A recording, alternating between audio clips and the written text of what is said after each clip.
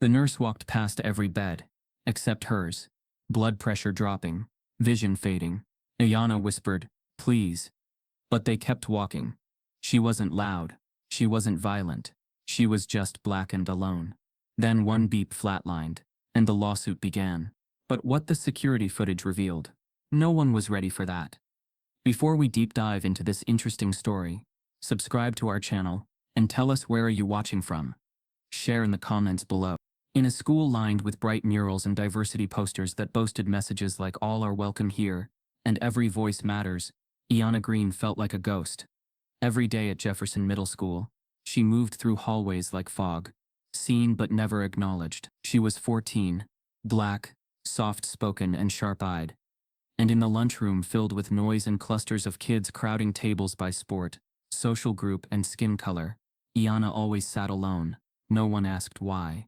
No one cared. Her spiral-bound notebook, covered in faded stickers, was her most consistent companion. She scribbled in it between classes, during lunch, and even in the few seconds before the bell rang. Not just assignments or class notes. Those were the least of what she recorded. It was her observation log. How many times Mr. Callahan praised Ethan for saying something Ayana had just said. How Mrs. Leverage told her she was articulate like it was a compliment. Or how when white students forgot their homework it was called an oversight. But when Ayana did, it was a lack of discipline. Jefferson Middle was 83% white. The rest was a scattering.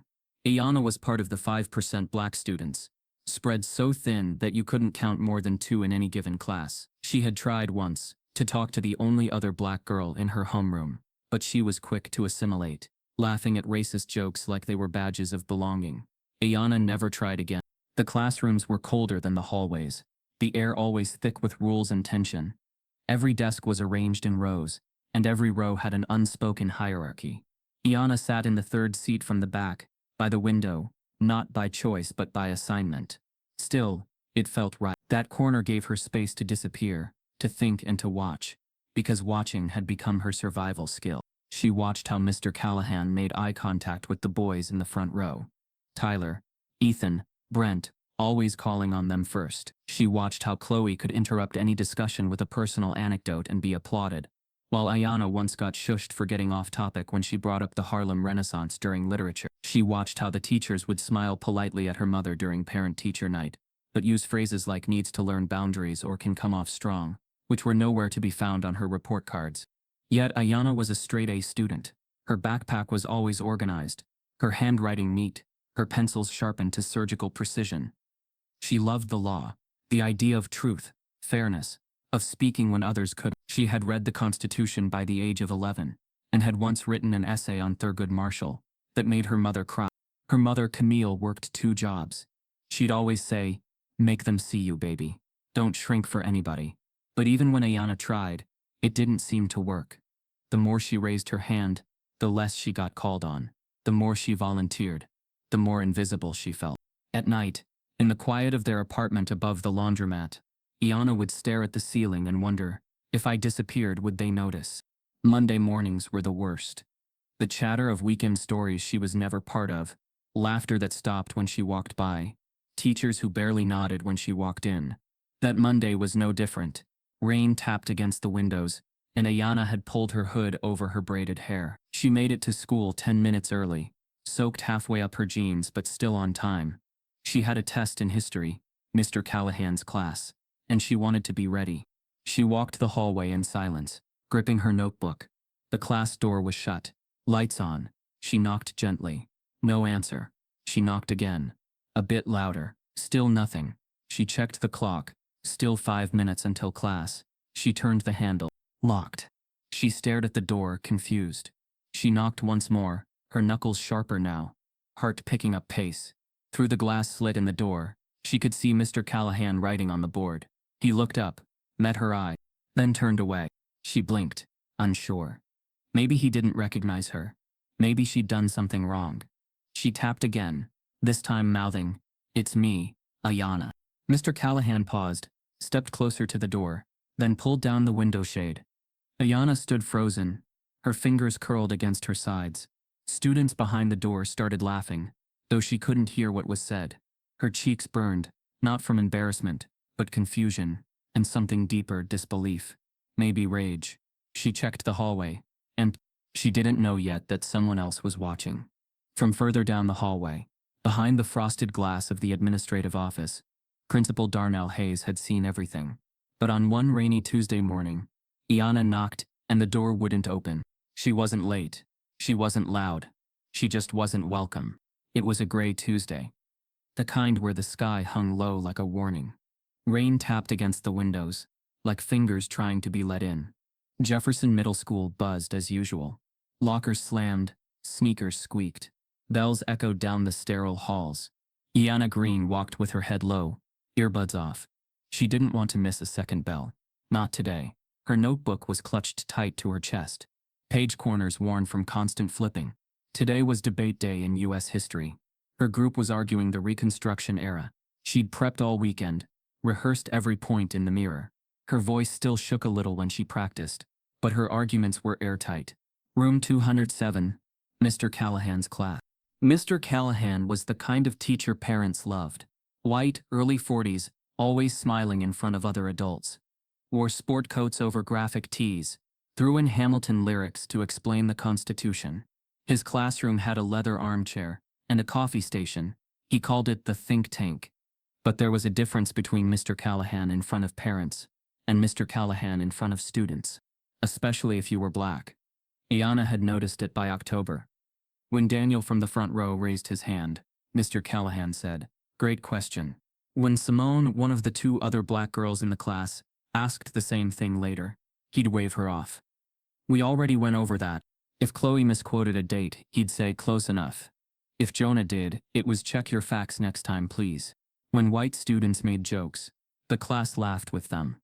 When black students did, it was inappropriate or disruptive, subtle, precise, unprovable. And it had happened enough times that Iana knew. If something went wrong today, she'd be the one blamed. She turned the corner, breath steady. The final bell hadn't rung. She checked her watch. 10:29. She was on time. She reached for the door handle. Click. It didn't move. She tried again. Nothing.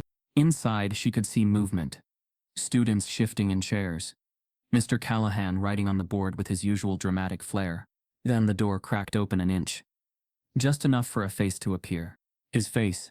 Mr. Callahan didn't lean out. He didn't smile. He didn't ask why she was there. He just said cold, flat, and loud enough for the entire class to hear. Wait outside. You know the rule. Iana froze. Her throat closed up.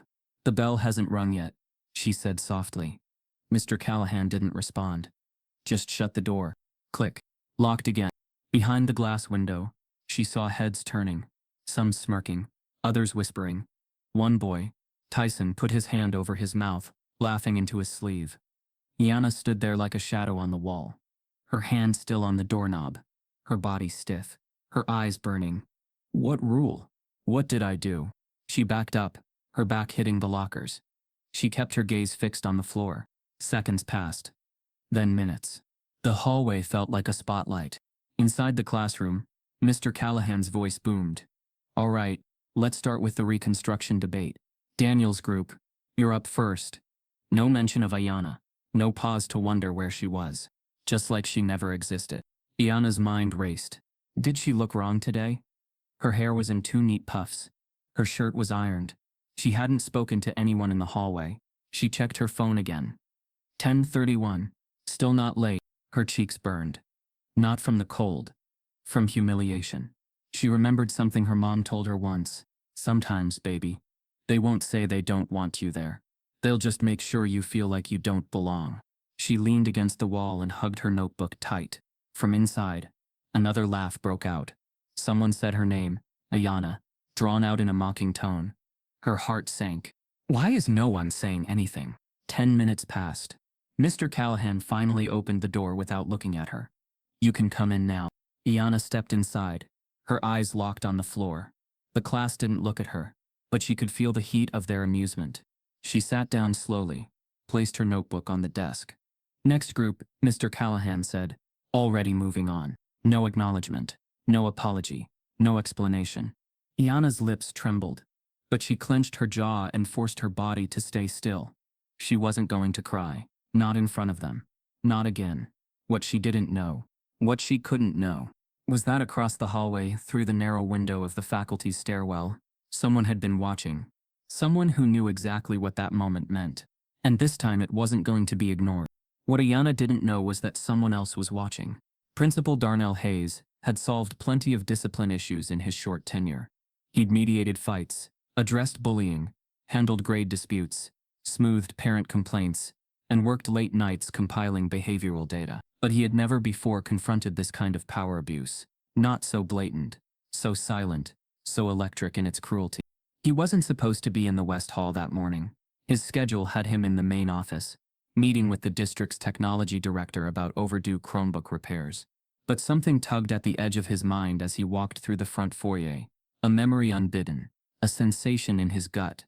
He paused at the edge of the staircase, looked over the rail, and decided, abruptly, to cut through the hallway instead, to walk corridors he didn't need to walk. He would see what he might otherwise overlook. The hall was unusually quiet. Most students had settled in class. The hum of air conditioning and distant echoes of lockers closing filled the stillness. Hayes nodded to a passing janitor pushing a mop bucket. In the muted light, his dark suit cut a solitary silhouette among pale lockers and institutional walls. His steps were measured. He tried not to draw attention. As he passed the stairwell window, he caught a flicker of movement just beyond. He slowed. He shifted to the side to peer between the double windows, and there she was, Ayanna Green. She stood motionless in front of a locked classroom door, clutching her notebook to her chest. Her posture was rigid, shoulders squared with quiet resolve. Rainwater from last night still beaded on the hallway windows. The overhead lights glinted on the polished floor, making her shadow stretch thin and trembling. Hayes's breath caught. He leaned closer, heart thudding. There was no chaos, no shouting, no fight. Just a girl, waiting outside her own class.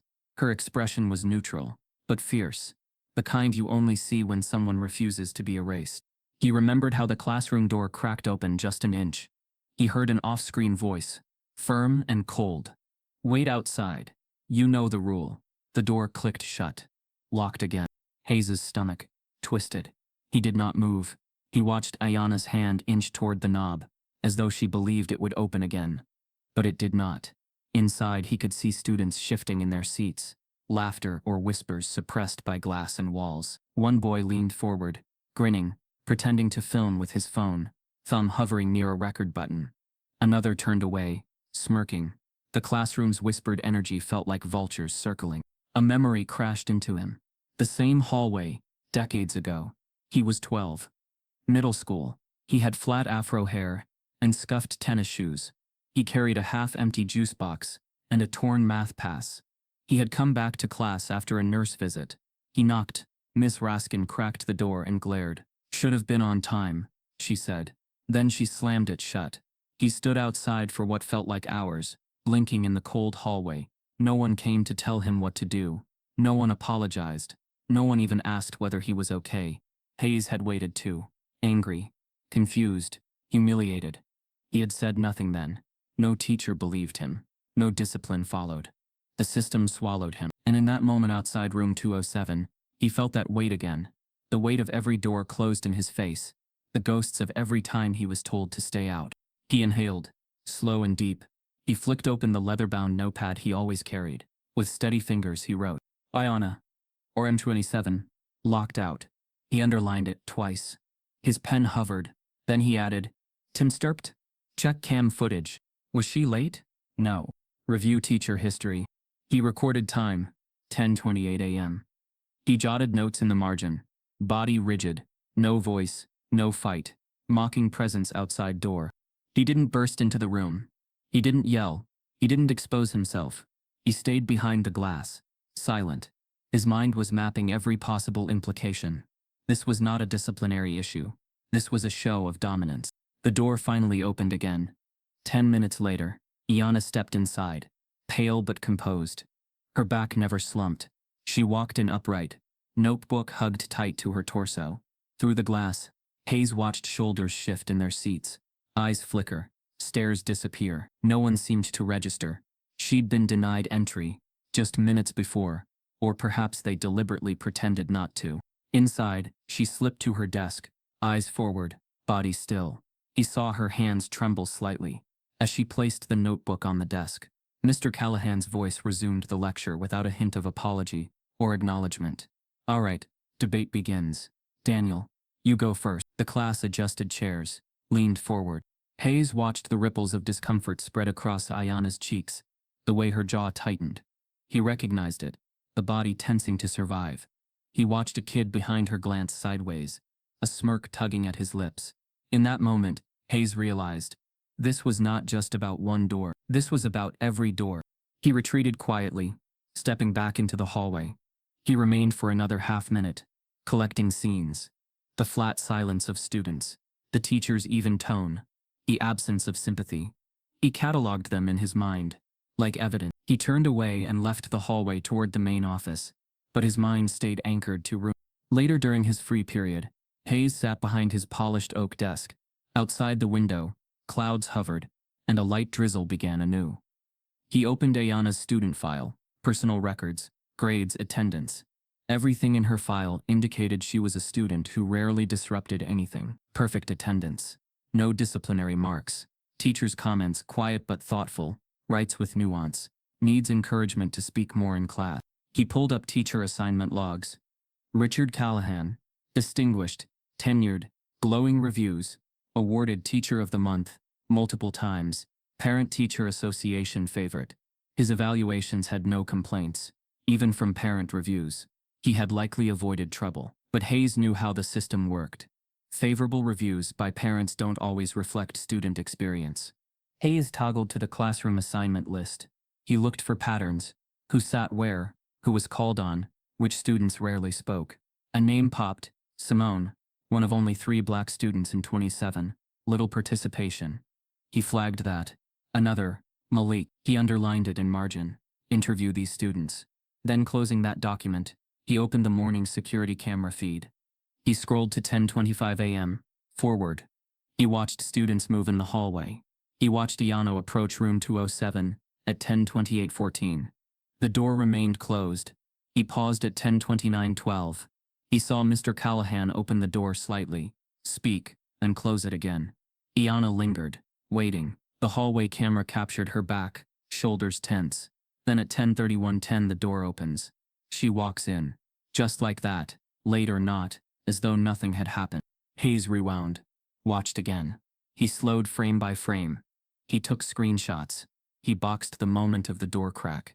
He boxed the moment she stood outside. He noticed a shadow beside the door, perhaps a student passing, someone unseen. He circled it, zoomed in. No face, just a dark blur, but enough to make him pause. Could there be a witness? He leaned back, eyes heavy. He massaged his temple. He exhaled slowly. He knew this was only one of many incidents waiting to surface. He picked up his phone. He typed to his secretary, meeting with Mr. Callahan at 3:30, no one else present. Then he paused. Should I invite the superintendent? He erased his thought. Not yet. He closed the files, slid the notepad out, and laid it in front of him. The margins were dense with scribbled observations, names, times. At the top, Ayana, door incident. Beneath, full investigation. Then, look for patterns, ask other students, meet with parent. Hayes stood and walked to his window, overlooking the parking lot. He watched cars come and go, umbrellas dot the pavement. Each drop of rain felt like memory. He thought of his past, of each time he had been told to wait outside, by teachers, by administrators, by doors closing on his face. He thought of his ancestors who stood outside invisible boundaries, pushed by authority to stay in place. He braced himself. He would not abandon her. He would not allow this to slide. Not this time. At 2:17 p.m., Hayes leaned over the reception desk. He asked the secretary to schedule the meeting with Mr. Callahan at 3:30 p.m. She flinched. The tension in her eyes said she sensed something serious. Is everything okay, Principal Hayes? She asked quietly. Hayes folded his arms and paused. For a moment he considered masking this like any other disciplinary issue, removing human consequence and calling it procedure. But he closed that thought. He answered instead, softly but resolutely. Please just set it. It's overdue. She nodded, typing on her computer. Yes, sir. Her fingers hovered over keys before she committed. She didn't press enter till she looked at him again with concern. The storm outside grew heavier. Rain lashed the windows. Inside, the lights flickered for a moment. Hayes's phone buzzed. He ignored it. He looked over at the notepad on his desk.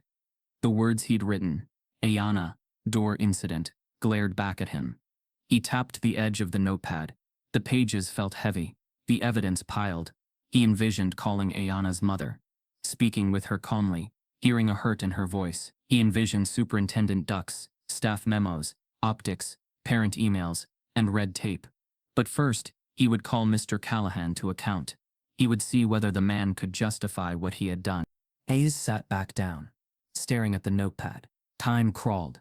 Every second between now and 3:30 felt like waiting beside a locked door. He thought, no more smiles to parents, no more glossed-over reports, no more silence when someone like Ayana is shoved outside. He closed his eyes briefly. The memory of young Darnell, outside Miss Raskin's classroom, returned. The echo of that slammed door, the laughter in the corridor, the emptiness behind the glass. He had carried that shame, buried it, but never forgot it. That memory sharpened his resolve now. At precisely 3:27 p.m., Hayes's phone chimed with a single reminder. Callahan meeting in 3 min. He rose, straightened his jacket, picked up the folder with camera stills, screenshots, his handwritten notes, everything. He walked out of his office with quiet steps, each one purposeful. He passed by the faculty lounge, glanced at the staff sitting casually, chatting about lunch or weekend plans. Unaware, he walked past students in the hallways, heads down, hustling. He entered the small meeting room adjacent to the main office. The table was bare. His folder sat center, like a challenge. His heart thudded. The door slid open. Mr. Callahan walked in, confident, composed, lanyard swinging, clipboard in hand. 2 assistant principals followed, polite but puzzled. Callahan gave an easy smile. "You wanted to see me, Principal Hayes?" Hayes nodded, motioning for them to sit. He did not greet them with warmth. Instead, he placed the folder on the table, opened it deliberately, and said, "I want to talk about a student, Ayana Green. Time 10:28 this morning. Room." Callahan's face flickered, just for a moment. Then he leaned back, crossing his arms. The room felt sharp, electric. No one spoke for 10 seconds. Hayes flipped open the folder to the first page, the screenshot of Ayana outside the door.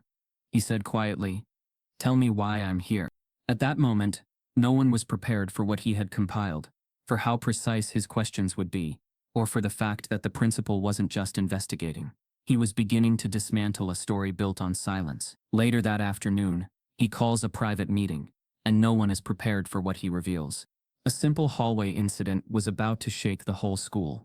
The meeting room was small and windowless, used mostly for parent conferences and disciplinary hearings, but today it felt like a courtroom. At the head of the table sat Principal Darnell Hayes, his expression unreadable. A closed folder lay neatly before him. Not a word had been spoken yet. To his left sat Assistant Principal Lori Chen, tapping her pen against her legal pad. To his right, Vice Principal Jordan Mahoney sat upright, arms crossed, his usual half-smirk absent today. Across from them was Mr. Richard Callahan, trim beard, stylish corduroy blazer, leather notebook tucked under one arm. He slid into his chair casually, unbothered.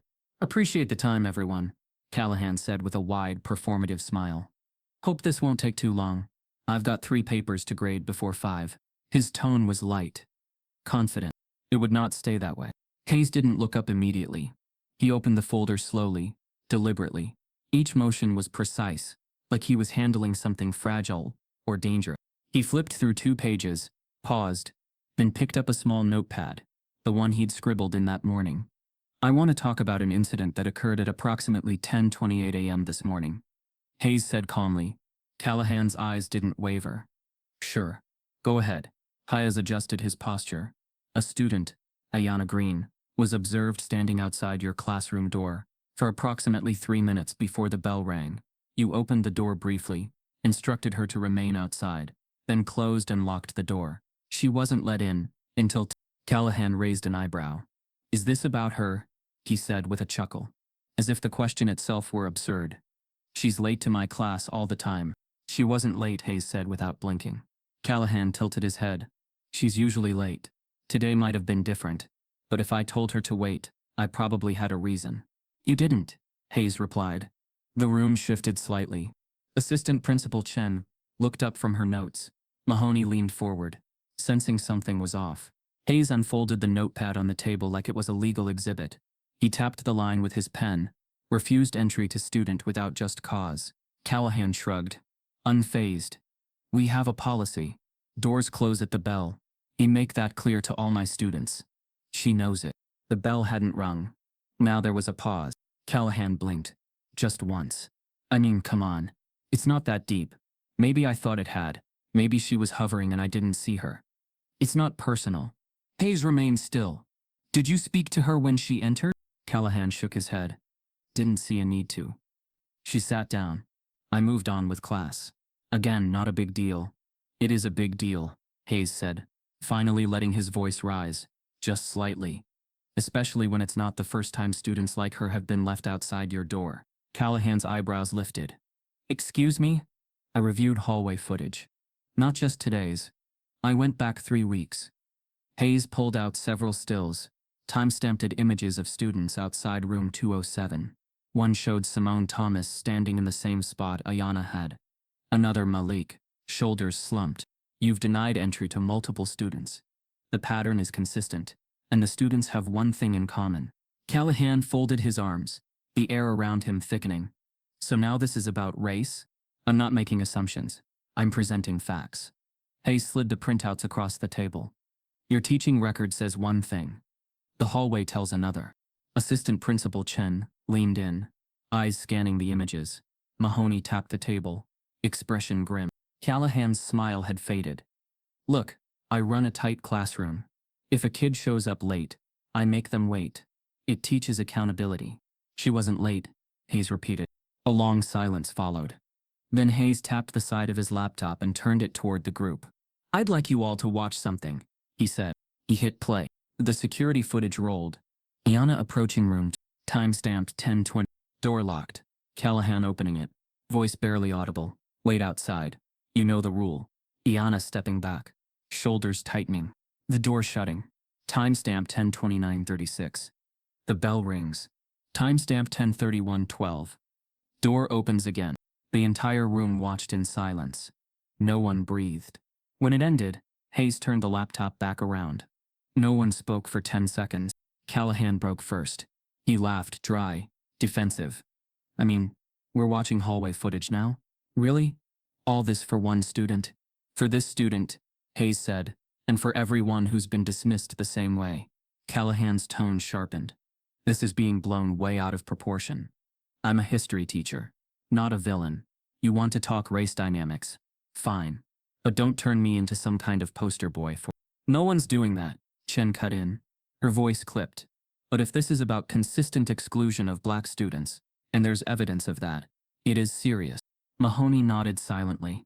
Callahan's face flushed. He reached for his notebook, but didn't open it. I've been at this school for 12 years. Never had a complaint filed. Never once been accused of racism. I treat every kid the same. Treating every kid the same, Hayes said, is not the same as treating them fairly. Callahan stood abruptly.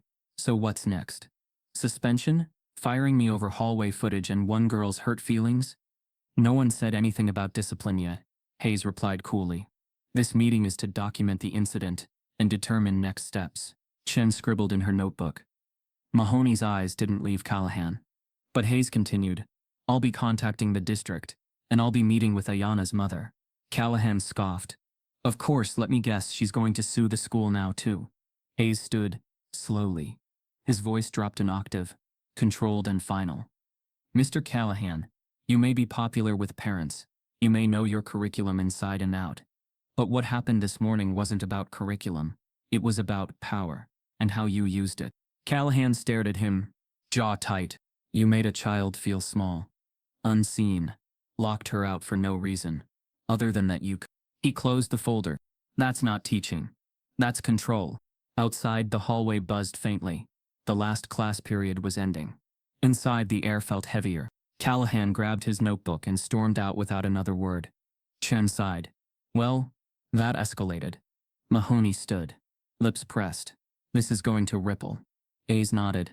Let it. It needs to. He looked down at the hallway footage again. At Ayana's still frame. Her hand hovering at the doorknob. Her back straight. Her face unreadable. He folded the papers neatly. And yet, he knew. The school board had seen worse. And done nothing. And yet, the school board had seen worse. And done nothing. She was taught to be respectful. But no one ever respected her back. Ayana sat by the window at dinner, picking at the edges of her mashed potatoes, her fork scraping across the plate. Her mother, Patrice Green, stirred a pot on the stove behind her, glancing back every few seconds with quiet worry. The silence stretched longer than usual between them. So, how was school today? Patrice finally asked. Ayana didn't respond at first. She hated that question, not because it was asked with bad intentions, but because answering honestly meant either sounding bitter or lying. It was fine, she muttered, her eyes locked on the window. Patrice turned off the stove, wiped her hands on a towel, and walked over. Ayana. Her voice was firmer now, but warm. What happened? Ayana paused. Her voice came out smaller than she meant it to. He locked me out. Patrice's brow furrowed. Who? My history teacher. Mr. Callahan. What do you mean locked you out? Ayana finally turned to face her. I was early. The door was closed. I reached for it, and he opened it just a crack and said, Wait outside, you know the rule. Then he shut it again. I stood out there for like 3 minutes while everyone looked at me like I was a problem. Patrice stood silent for a beat. Stunned. Did you say anything to him afterward? No point, Ayana said, her voice flat. He acted like nothing happened. Like I imagined it. The next morning, Patrice called the school office. No one picked up. She tried again during her lunch break. The secretary put her on hold. Then the call dropped. That evening, she sent a detailed email to the front desk, CCing the counselor. No reply. By Friday she tried to call Principal Hayes directly, but was told he was in meetings all day. It was a familiar pattern. Patrice had grown up in this district too, and she remembered how it felt. Speak up and you're the angry black parent. Stay quiet, and nothing changes. Either way, your child is the one who suffers. Back at school, Ayana waited for something, an apology, a clarification, maybe a teacher pulling her aside and saying, hey, that wasn't okay. But the days moved on as if nothing had happened. No one said her name. No one asked if she was all right. When she went to the school counselor, Ms. Delgado, a pale, soft-spoken woman, with pastel scarves and inspirational quotes on her wall, Ayana tried to explain. She kept her voice calm. She even smiled, just a little to avoid sounding difficult. But Miss Delgado just offered a thin smile and said, Sometimes people make mistakes, Ayana. Focus on your grades. That's what really matters. Ayana nodded. Numb. Sure. But she didn't let it go. She took out her notebook that night, the one with the civil rights stickers, and flipped to a fresh page. This time, she didn't write about court cases or future dreams. She wrote about what happened. October 12, Mr. Callahan locked me out of class even though I was early. Said you know the rule. I don't know the rule. I think the rule is don't be me. She stared at the words. Then added another entry. October 13. In science, Miss Purvis called on everyone but me. My hand was up for 4 minutes. She called me quiet. I'm not quiet. I'm silenced. Writing became survival. Every night, Ayana wrote. Sometimes a sentence. Sometimes pages. Every time someone made her feel invisible, she documented it. Every microaggression. Every time her name was mispronounced. Every time a teacher said, we don't see color. Every time a classmate rolled their eyes when she spoke. The notebook became her mirror, her proof, her protest. Over the next 2 weeks, the entries grew sharper. October 19, group project.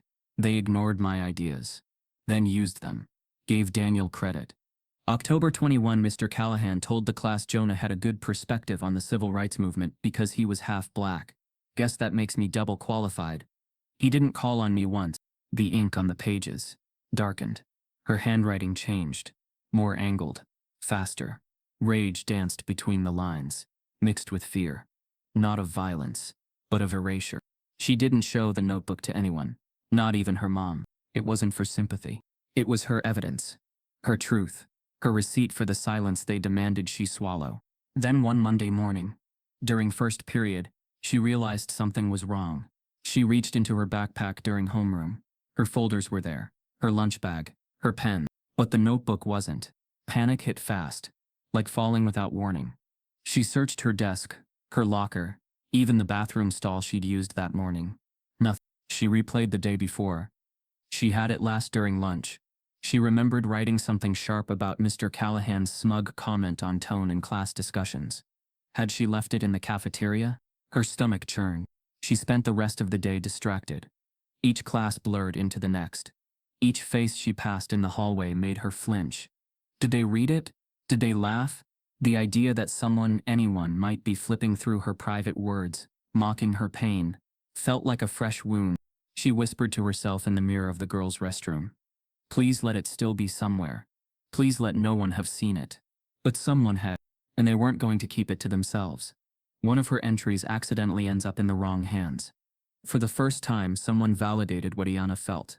The hallway outside room 207 had emptied, leaving only the faint echo of laughter from other classrooms.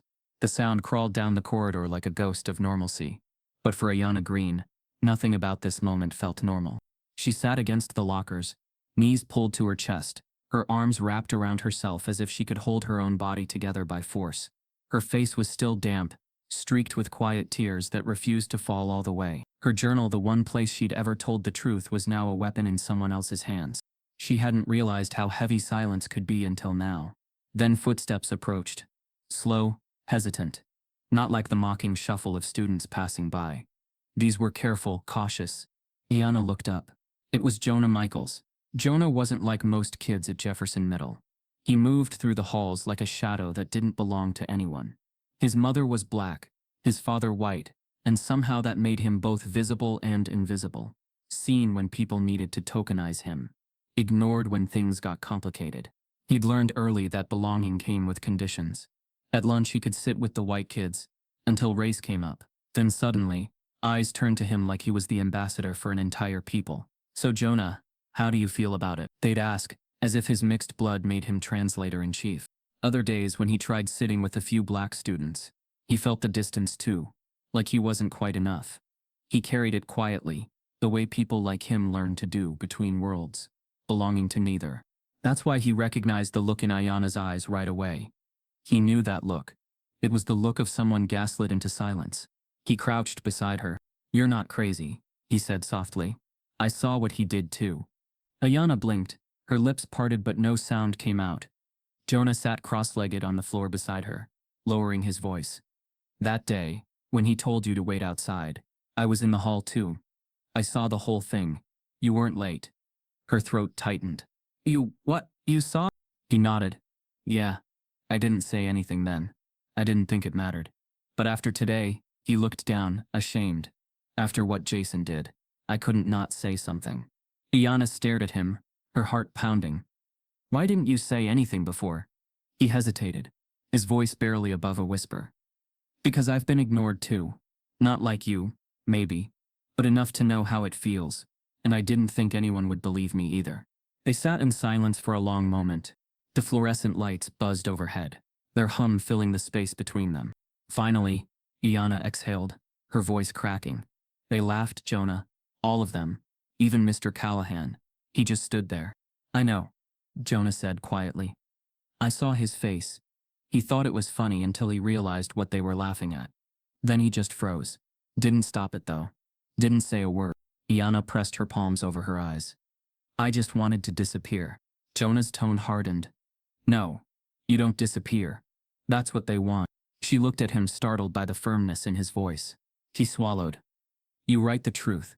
They laughed at it because they're scared of what it says about them. That afternoon, Ayana and Jonah sat together in the library during study period.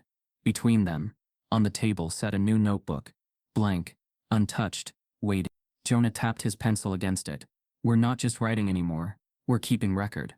Ayana raised an eyebrow. Of what? Everything. Who talks, who doesn't, who gets called on, who gets punished for things others get away with. If you were right about the pattern, it's not just you. Ayana hesitated. You really want to do that? He smiled faintly. I've got nothing to lose. And that's how it started. Each day after classes, they'd meet for 15 minutes. Sometimes in the library, sometimes near the bleachers, to compare notes. Jonah would record moments he saw, subtle but clear. A teacher calling white students leaders, and black students outspoken. A boy who made a joke about Ayana's hair and got a warning, while a black student who muttered "that's not funny" got detention. Ayana's entries were sharper, personal, painful. Together, their notebooks became evidence. A week later, something unexpected happened. Simone Thomas, another quiet black girl from Mr. Callahan's class, approached them after school. "You're the one who wrote that journal, right?" she asked Ayana, her voice trembling slightly. Ayana froze. "You read it?" Simone nodded. "Yeah. I didn't mean to. Jason passed it around, but I saw what you wrote about Callahan. You weren't wrong." "What do you mean?" Jonah asked. Simone glanced around the empty hall, then leaned closer. "He's done it to me too. Twice. Locked the door when I was on time. Said I had an attitude. I told the office, but they said he's strict with everyone." Ayana's eyes widened. "Did you tell anyone else?" Simone shook her head. "What's the point? No one listens." Jonah exchanged a glance with Ayana. "They will now," he said. Over the next few days, more voices joined. Malik, a soft-spoken 8th grader, admitted he'd stopped raising his hand in history class because Callahan always looked past him. Another student, Tasha, said he called her aggressive when she disagreed about a homework grade. The stories echoed the same rhythm: dismissed, ignored, humiliated. Ayana began to feel something shift inside her. A kind of strength she didn't know she had. Not because things got easier, they didn't, but because now, for the first time, she wasn't alone. And when you're used to being invisible, even a single voice beside you can feel like revolution. One afternoon, while Ayana and Jonah reviewed their notes in the library, a shadow fell across their table. They looked up. Principal Hay. He wasn't smiling. He nodded toward the notebooks. "Mind if I sit?" Ayana and Jonah exchanged nervous glances. Hayes lowered himself into the seat opposite them. "I've been hearing things," he said quietly. "Students talking, teachers whispering. Seems like something's been going on in room 2. Jonah hesitated. "Sir, we're not trying to cause trouble." Hayes held up a hand. "I know. I've seen some of it myself. I just need you to keep doing what you're doing, but carefully.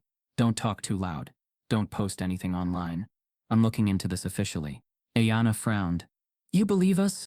Hayes looked straight at her. "I'd be a fool not to." Her throat tightened again, this time not from fear, but from the fragile relief of finally being heard. He slid a folded piece of paper across the table. "My direct email. If anything else happens, anything you tell me first." Then he stood, adjusted his tie, and walked away. For a few moments, Ayana just stared at the note. Jonah smiled. "Guess we've got an ally." Ayana's lips quirked upward, just barely. "Feels weird." "What does?" "Someone believing me." But the universe never lets peace linger long in places built on silence. That Friday, as Ayana was packing her backpack, she overheard something that froze her blood. 2 parents stood in the main office, their voices sharp through the glass walls. One of them, a white woman in a crisp beige coat, clutched a printout in her hand. "I don't care what your principal says," she snapped. "That girl's spreading lies about teachers online. If she doesn't stop, she needs to be expelled. This is slander." The secretary tried to calm her. "Ma'am, no one's been disciplined yet. I'll go to the board myself," the woman cut in.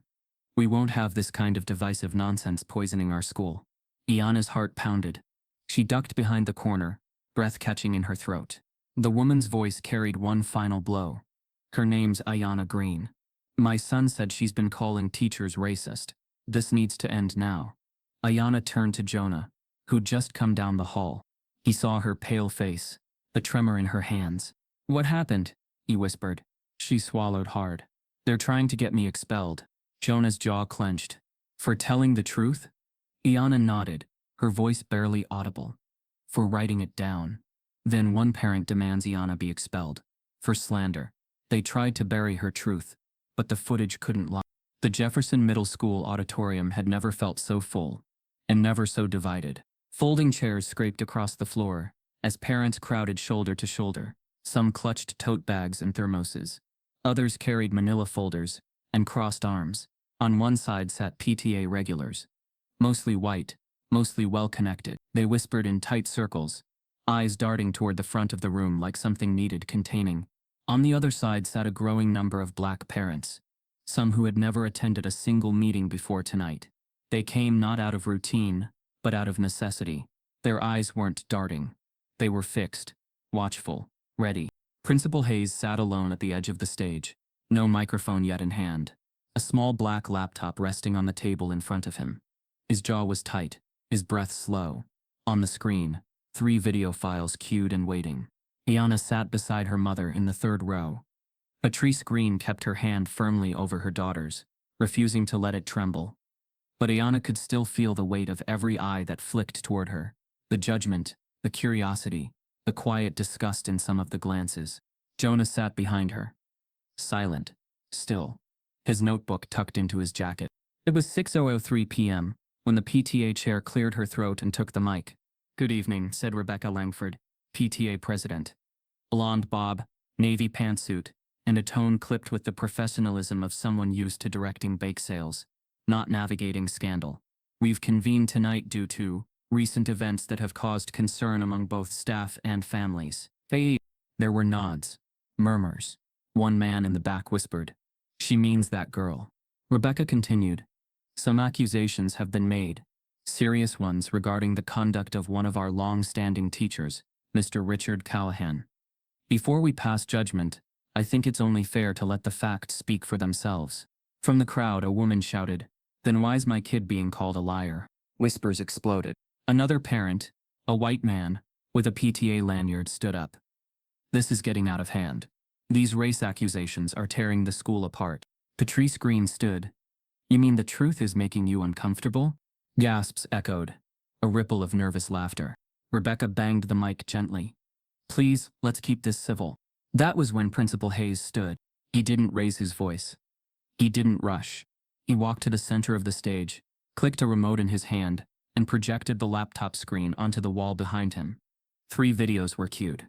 Hayes clicked the first one. Timestamp October 12, 10:28. It showed Iana approaching room 207. Trying the door. Locked. The crowd watched in silence as the classroom door cracked open.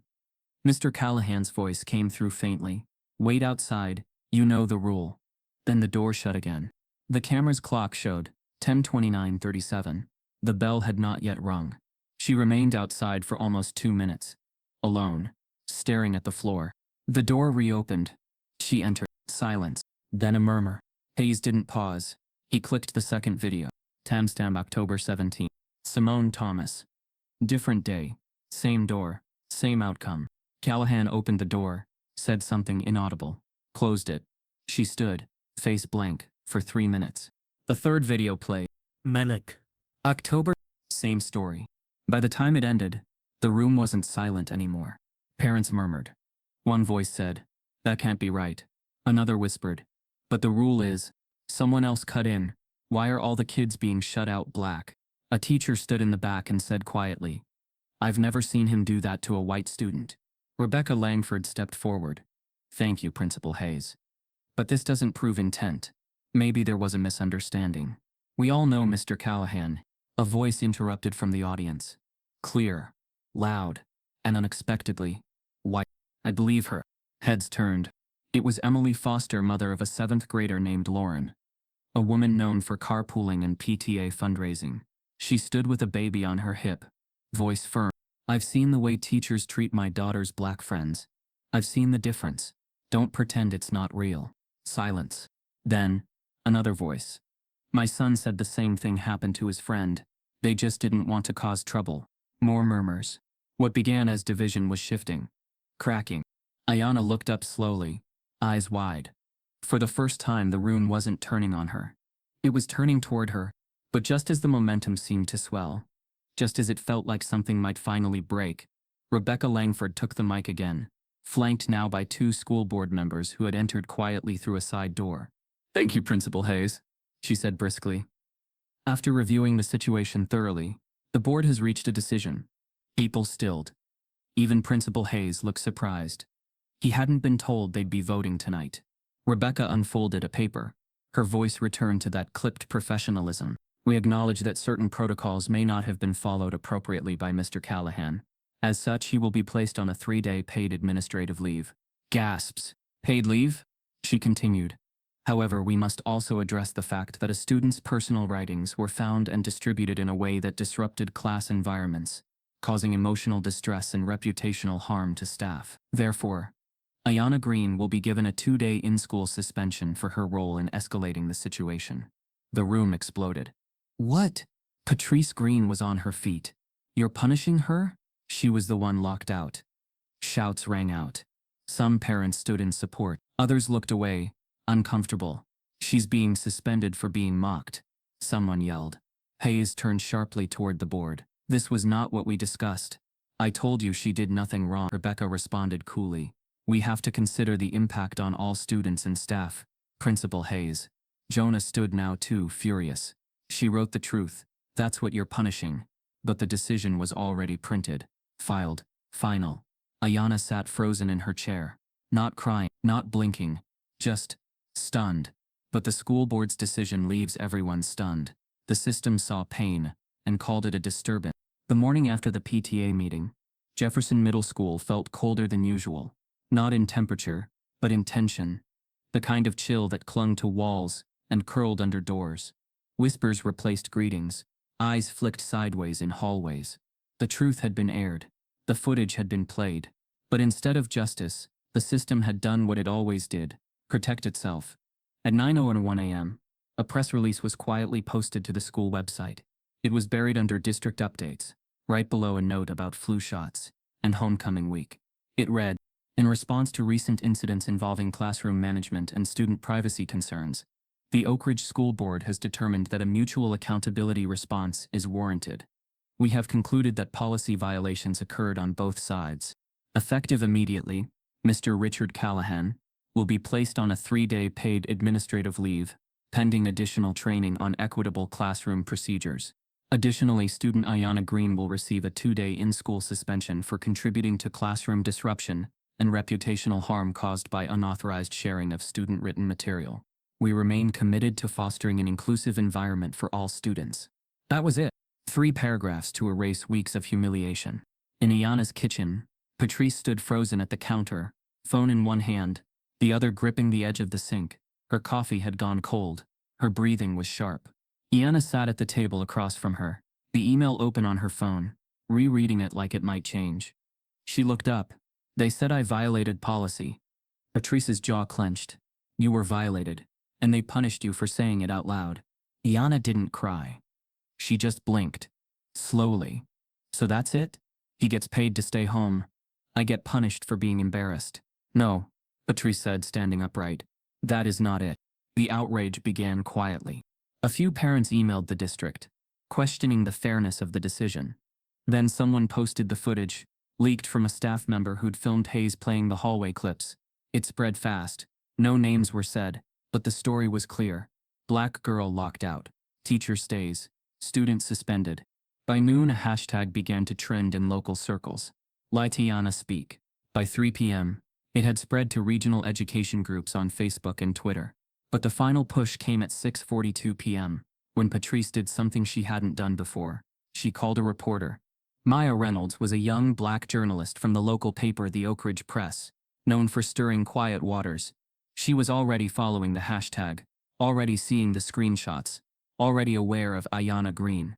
So when Patrice's voice came through the phone, raw but composed, Maya listened. She didn't disrupt anything, Patrice said. She didn't slander. She wrote what she lived. And now they're trying to bury her under the rug. Maya asked to meet that evening. They sat at the dining table with teacups in tension. And Ayana spoke carefully, her voice low but fierce. They made me invisible. And when I made myself visible, they punished me for it. Maya took notes in silence. She didn't ask Ayana to cry. She didn't ask for victim sound bites. She just listened. By the next morning, Maya's article was up. Voiceless or Dangerous. How a middle schooler's journal sparked a district controversy. The opening lines quoted Ayana directly. The piece was piercing, elegant, and unflinching. Within hours, the story jumped platforms. From Twitter to TikTok, from TikTok to Instagram, and from there to the inbox of someone unexpected. At 2:17 p.m., a tweet lit up the timeline. Ayana J. Truth. They suspended a black girl for writing down the racism she survived. Her name is Ayana Green. We see you, sis, we got you. Lilpayana Speet. Justice for Ayana.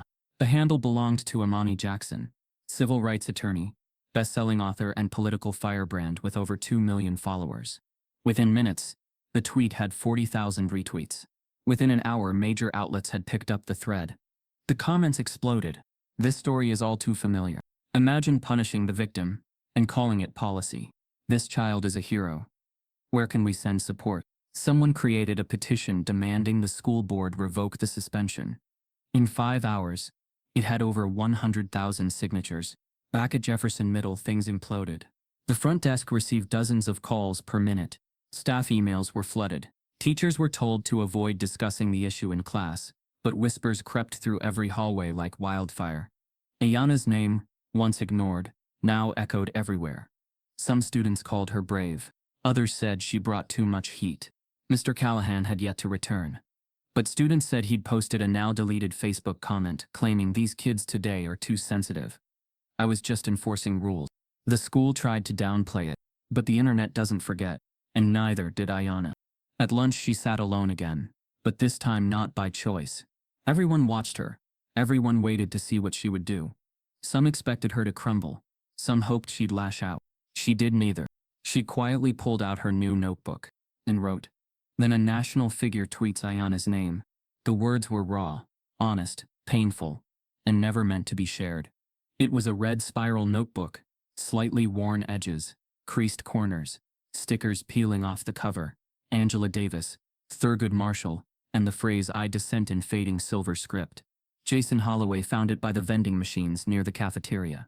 He picked it up, glanced around, and flipped through a few pages.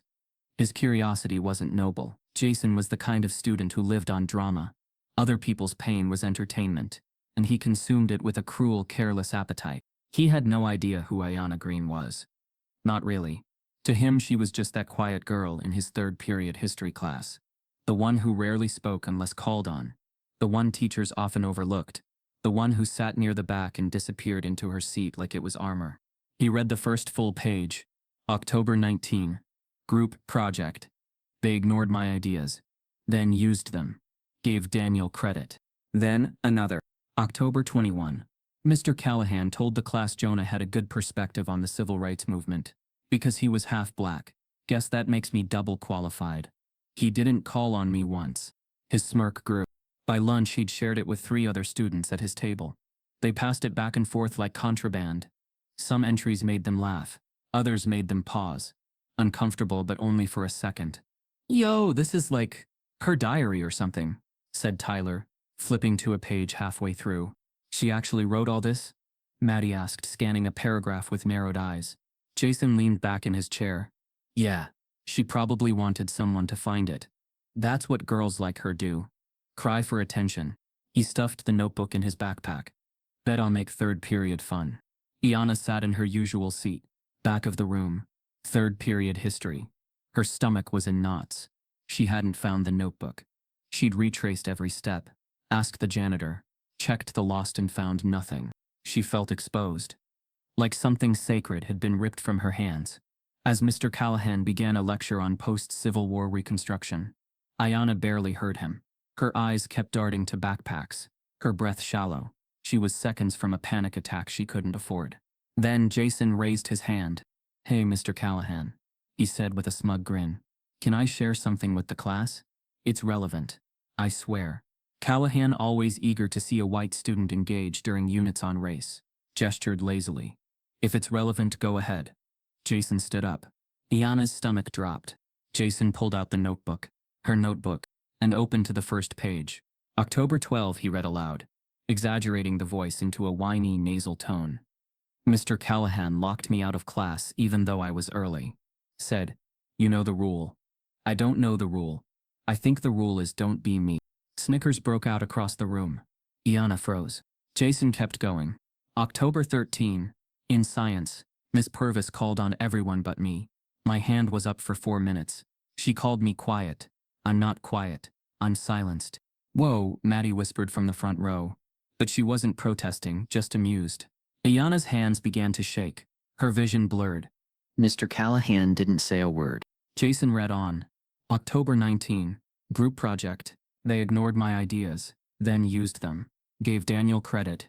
Damn Daniel. Jason mocked. She got beef with you too. Daniel laughed.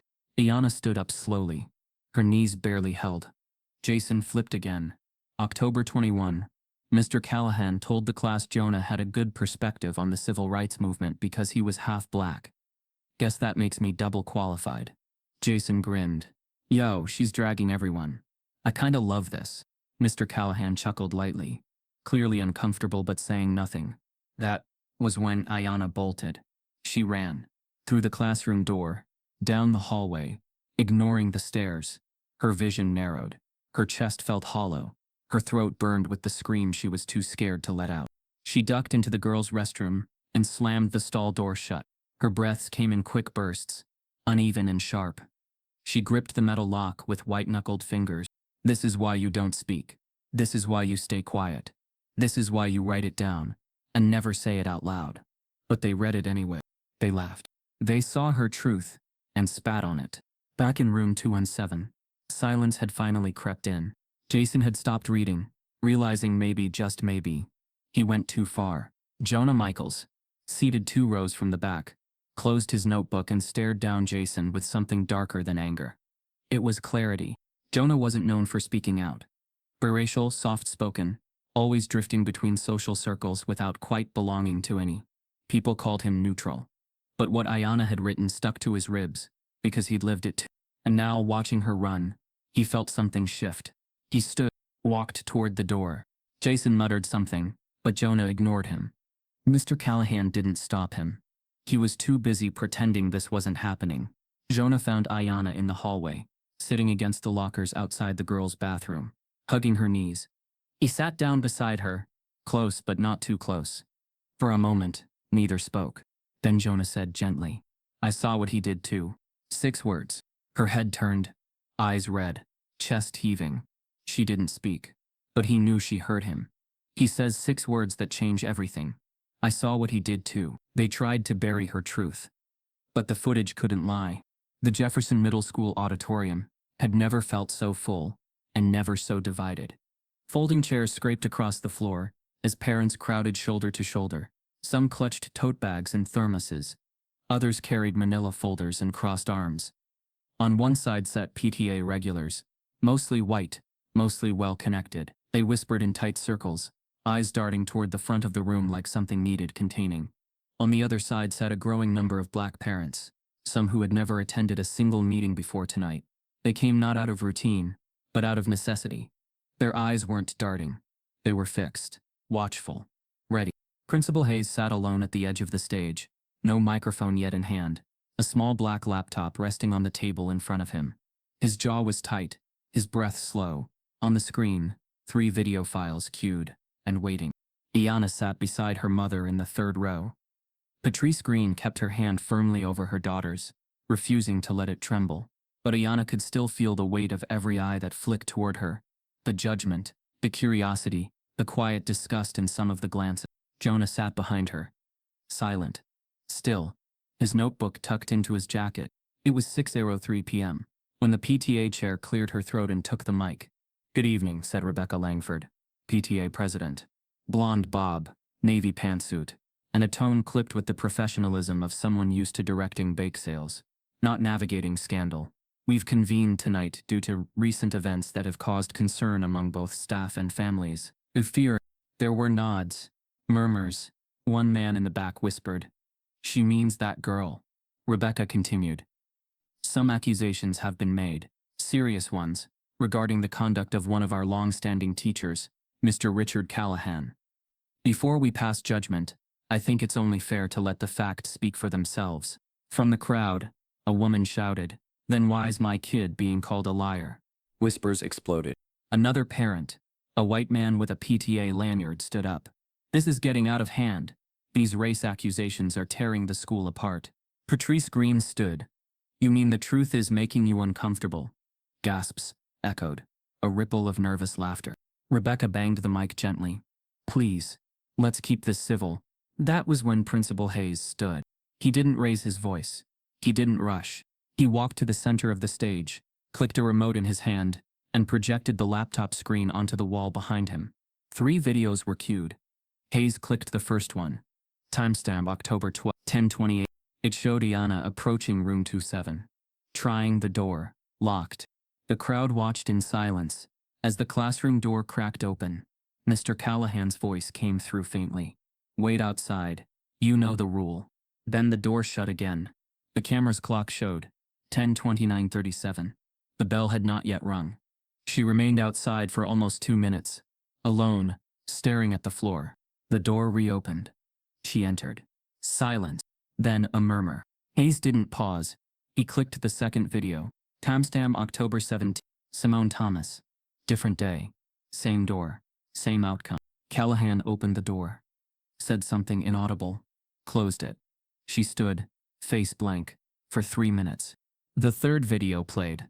Malik. October. Same story. By the time it ended, the room wasn't silent anymore. Parents murmured. One voice said, "That can't be right." Another whispered, "But the rule is..." Someone else cut in, "Why are all the kids being shut out black?" A teacher stood in the back and said quietly, "I've never seen him do that to a white student." Rebecca Langford stepped forward. "Thank you, Principal Hayes. But this doesn't prove intent. Maybe there was a misunderstanding. We all know Mr. Callahan is..." A voice interrupted from the audience.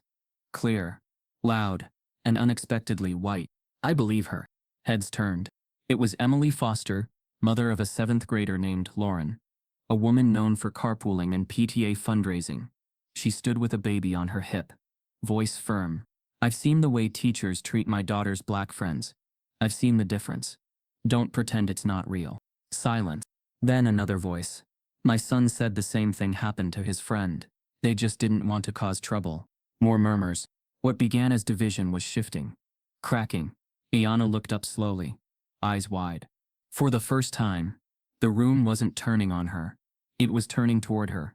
But just as the momentum seemed to swell, just as it felt like something might finally break, Rebecca Langford took the mic again, flanked now by 2 school board members, who had entered quietly through a side door. "Thank you, Principal Hayes," she said briskly. "After reviewing the situation thoroughly, the board has reached a decision." People stilled. Even Principal Hayes looked surprised. He hadn't been told they'd be voting tonight. Rebecca unfolded a paper. Her voice returned to that clipped professionalism. "We acknowledge that certain protocols may not have been followed appropriately by Mr. Callahan. As such, he will be placed on a 3-day paid administrative leave." Gasps. "Paid leave?" she continued. "However, we must also address the fact that a student's personal writings were found and distributed in a way that disrupted class environments, causing emotional distress and reputational harm to staff. Therefore, Ayanna Green will be given a 2-day in-school suspension for her role in escalating the situation." The room exploded. "What?" Patrice Green was on her feet. "You're punishing her? She was the one locked out." Shouts rang out. Some parents stood in support. Others looked away, uncomfortable. "She's being suspended for being mocked?" someone yelled. Hayes turned sharply toward the board. "This was not what we discussed. I told you she did nothing wrong." Rebecca responded coolly. "We have to consider the impact on all students and staff." Principal Hayes. Jonah stood now too, furious. "She wrote the truth. That's what you're punishing." But the decision was already printed. Filed. Final. Ayanna sat frozen in her chair. Not crying. Not blinking. Just stunned. The school board's decision leaves everyone stunned. The system saw pain and called it a disturbance. The system saw pain and called it a disturbance. The morning after the PTA meeting, Jefferson Middle School felt colder than usual. Not in temperature, but in tension. The kind of chill that clung to walls and curled under doors. Whispers replaced greetings. Eyes flicked sideways in hallways. The truth had been aired. The footage had been played. But instead of justice, the system had done what it always did. Protect itself. At 9:01 a.m., a press release was quietly posted to the school website. It was buried under district updates, right below a note about flu shots and homecoming week.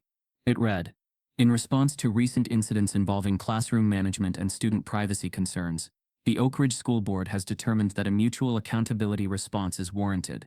We have concluded that policy violations occurred on both sides. Effective immediately, Mr. Richard Callahan will be placed on a 3-day paid administrative leave, pending additional training on equitable classroom procedures. Additionally, Student Ayana Green will receive a 2-day in-school suspension for contributing to classroom disruption and reputational harm caused by unauthorized sharing of student-written material. We remain committed to fostering an inclusive environment for all students. That was it. 3 paragraphs to erase weeks of humiliation. In Ayana's kitchen, Patrice stood frozen at the counter, phone in one hand, the other gripping the edge of the sink.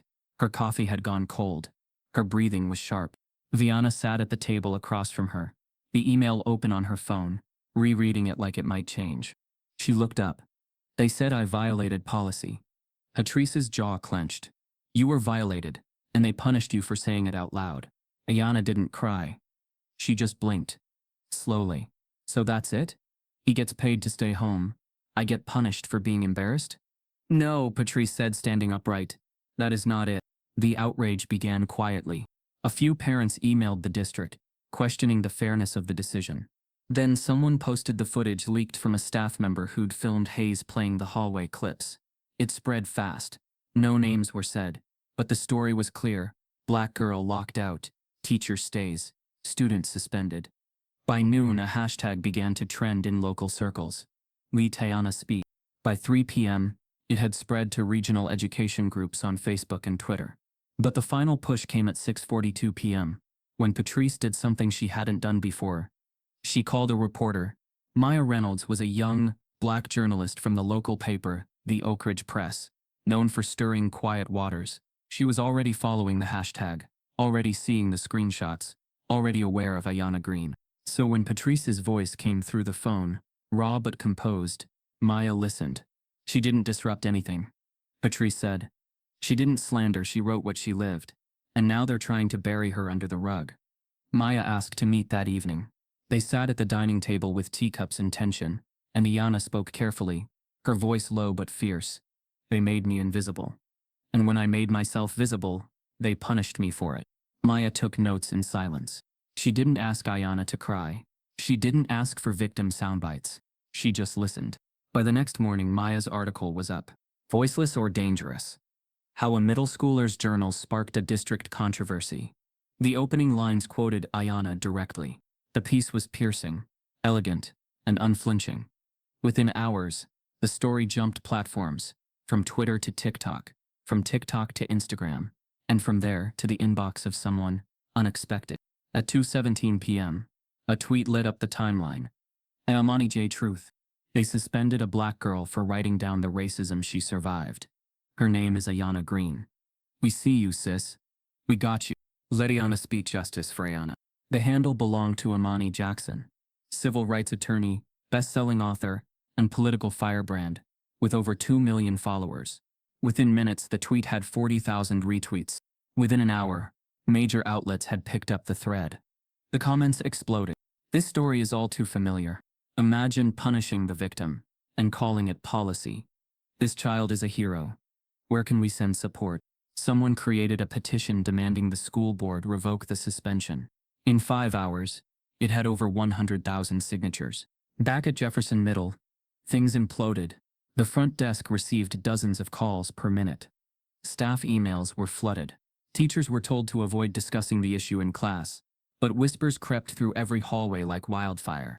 Ayana's name, once ignored, now echoed everywhere. Some students called her brave. Others said she brought too much heat. Mr. Callahan had yet to return, but students said he'd posted a now-deleted Facebook comment, claiming, "These kids today are too sensitive. I was just enforcing rules." The school tried to downplay it, but the internet doesn't forget, and neither did Ayana. At lunch, she sat alone again, but this time not by choice. Everyone watched her. Everyone waited to see what she would do. Some expected her to crumble. Some hoped she'd lash out. She did neither. She quietly pulled out her new notebook and wrote. The first time Ayana's words went public, she didn't see it coming. Just after midnight, she half woke to a buzz on her phone. She glanced at the screen, expecting a meme or a group chat ping. Instead, a screenshot of her journal entry, October 12, Mr. Callahan locked me out, had been posted on Twitter with the caption, "This is what silence looks like." Within minutes, retweets piled up. Notifications flooded her lock screen. She sat up too fast, heart pounding. Her mother roused from sleep in the next room, knocked softly. When she showed Patrice, her mother whispered, "They posted this?" Patrice didn't cry. She closed the door and stood behind Ayana as she scrolled. The screen glowed with messages, shares and replies. "She's so brave. How is this allowed? Who leaked this? Let her speak. Black girls write their trauma to survive. School must answer." A few replies were cruel. "Drama queen. She brought this on herself. Wish my daughter would do this instead of complaining." But the support was louder. The noise was real. By morning, the local news picked up the tweet. Then a regional black news website ran a story. Middle schoolers' journal exposes classroom racism. Within hours, national black media platforms, The Root, Blavity, The Shade Room, shared her story with commentary and reposted her journal screenshots. Morning talk shows flagged it as a case of educational bias. A few journalists called Jefferson Middle, asking for comments. The school district released a bland statement. "We are aware of online allegations regarding classroom management and student rights. We will investigate." But online, the narrative had already slipped the school's grasp. Students at Jefferson Middle watched the news carousel more closely than their class schedules. In classrooms, phones were passed under desks. Whispers rode the waves of shock and solidarity. Posters of Ayana's words began appearing. "Let her speak. Doors should open, not close." Some students made stickers. Others wrote the hashtag "Let Ayana Speak" on notebooks, bathroom walls, and hallway windows. By Tuesday morning, a student walkout was organized via group chats. At 10:30 a.m., students would leave class for 5 minutes and gather in the auditorium. The message was clear: if she can't enter class, we won't either. That morning, the school principal's email delivered a chilling memo. Due to safety concerns in light of growing unrest, Jefferson Middle will institute a soft lockdown today. Students will not be permitted into classrooms during passing periods. All movement will be supervised. No protest or large gatherings allowed. When the bell rang, students found hallways blocked by staff and administrators. Doors across the building were locked. Even doors that normally stayed open. Teachers monitored every transition, refusing entry until class time. Some teachers looked nervous. Others looked furious. In room 207, Mr. Callahan arrived early. His face was stiff, eyes red. He moved like a man walking into battle rather than a classroom. He glanced around at his students, some of whom stared back, bravely, with notebook covers held tight over their desks. Others seemed uncertain, hesitant. Callahan cleared his throat. Without greeting, he said, "Good morning, let's get started." But the class could barely hear him. The tension was too thick. Students exchanged glances, some passed notes. One girl held up a sign, "We stand with Ayana." Callahan sighed, then started with a lecture reheated. "Today we'll discuss post-Civil War amendments." But his voice wavered. His usual confidence felt brittle. Meanwhile, in the school office, Principal Hayes paced in his small glass-walled administrative suite. He had spent the night fielding calls from district officials, lawyers, and enraged parents. He knew the optics were shifting faster than he could control them. Jonah, seated in a back row, slid open his backpack quietly and pulled out a small USB drive. He'd gathered footage from security cameras, not the ones Principal Hayes had already used, but side-angle clips, students waiting outside room doors, images of closed doors, micro-expressions, students whispering to one another. He intended to leak them anonymously to validate the patterns they were documenting together. He watched Callahan's shoulders tighten as he pointed to a map of Reconstruction-era states on the whiteboard.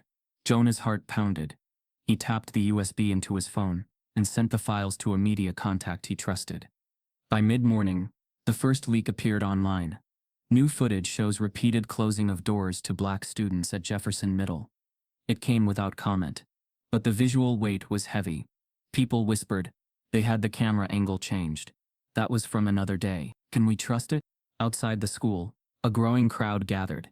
Parents, journalists with clipboards, television crews with tripods. On the front lawn, a young woman held a sign, "Protect our students, not protect doors." Another held a placard, "Teacher must answer or resign." Security guards blocked entrances. Buses were delayed. Tweets of "What's happening at Jefferson Middle" trended. Hashtags flared up. Jefferson Middle, let Ayana speak. Open the doors. In classrooms, teachers whispered among themselves. Some made sympathetic faces at students. A few shook their heads at administrators. Others avoided eye contact. The pressure between protecting their professional image and supporting students grew divisive. One young teacher, a black woman in her first year, placed her hand on Ayana's desk. "I'm sorry this happened to you," she whispered, just loud enough for Ayana to hear. The gesture reverberated in the class like a shockwave. Another teacher, older and white, closed his door silently and refused to allow hallway passes, citing security protocol. Students who asked for the bathroom pass looked at him with fear. That afternoon, an emergency board meeting was called, though the public was not invited. Inside, the school board's faces were drawn tight. Some glared at the live news feed. Others fumbled papers. Midway through the board session, the news popped. Breaking. National media picking up Jefferson Middle's story. Ayana Green's name now trending in education news circuits. One board member whispered, "We're in over our heads." Another muttered, "Control the narrative." Back in room 207, the bell rang early to dismiss classes for the day. Students rose, but instead of walking out, most remained seated. Some chanted softly, "Open the doors, let her speak." Others stood in defiance, blocking doorways to administrators. Principal Hayes appeared in the doorway. He raised his hand for quiet. The room calmed, uncertain whether to obey. Hayes said, "I know you all have questions. I ask, please, hold your protests in written form. I'm working behind the scenes. Trust me." But trust had cracked. Lightning struck that evening in the form of a private press conference. Mr. Callahan appeared before waiting cameras, flanked by 2 faculty members and a district spokesperson. Reporters snapped photos, phones recorded, lenses clicked. The air was charged. He cleared his throat and began, "I appreciate your attendance.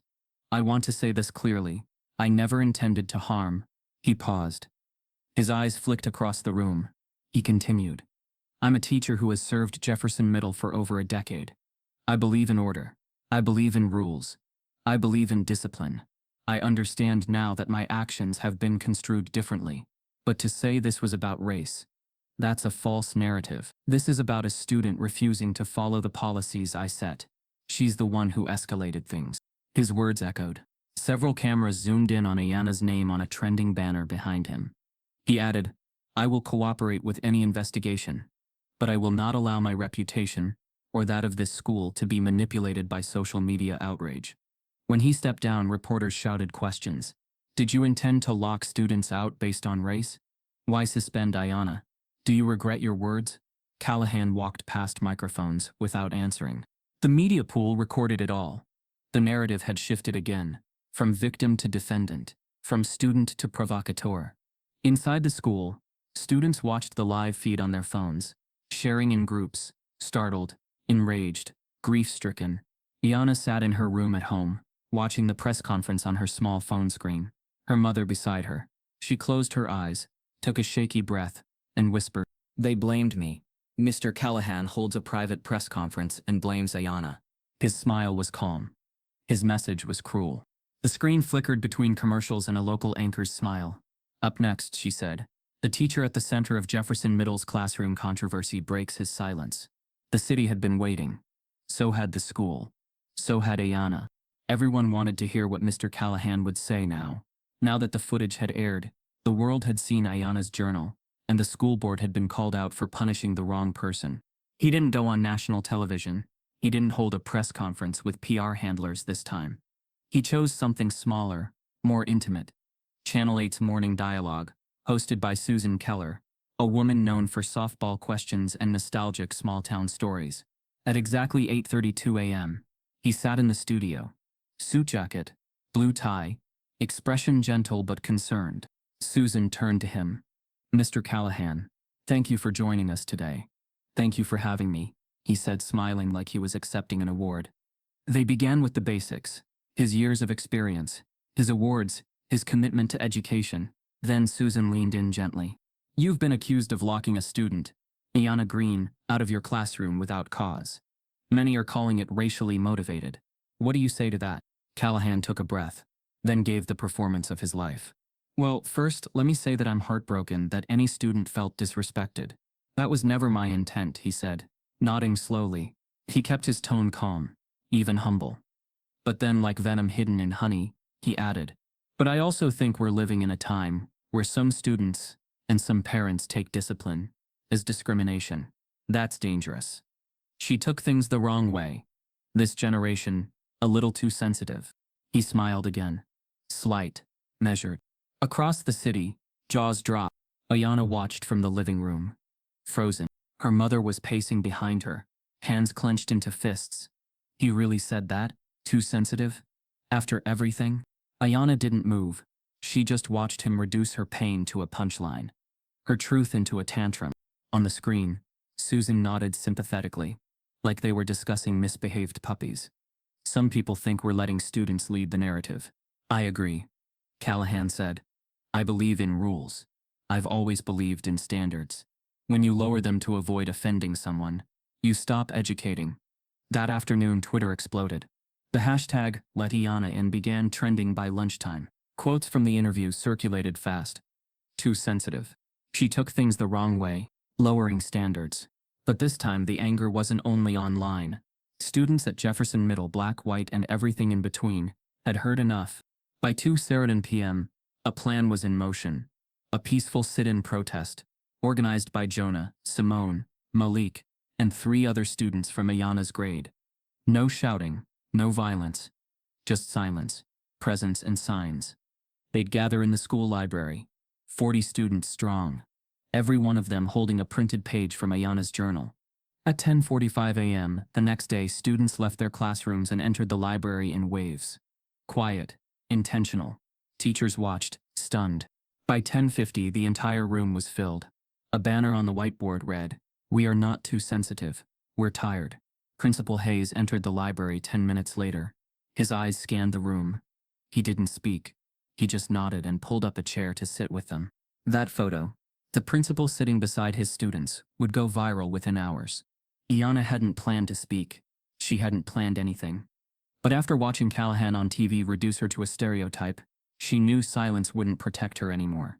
She opened her phone, pulled up notes, and typed, "I didn't cry for attention. I cried because I was ignored. I didn't write to accuse anyone. I wrote because no one asked. I didn't disrupt class. I was locked out of it. You don't get to tell me how much my pain should weigh." Ayana Green. She posted it to Instagram and Twitter. It spread like fire. Within hours, interviews were requested. Ayana declined most, but one local radio host, black, soft-spoken, and deeply respected, offered her space to speak. She went in with Patrice. No stylists, no coaching, just her voice. "I didn't ask for all this," Ayana said into the mic. "But now that it's here, I won't be silent anymore." Listeners flooded the lines with support. Educators from other schools began sending messages. "We see you. Keep going. You're right."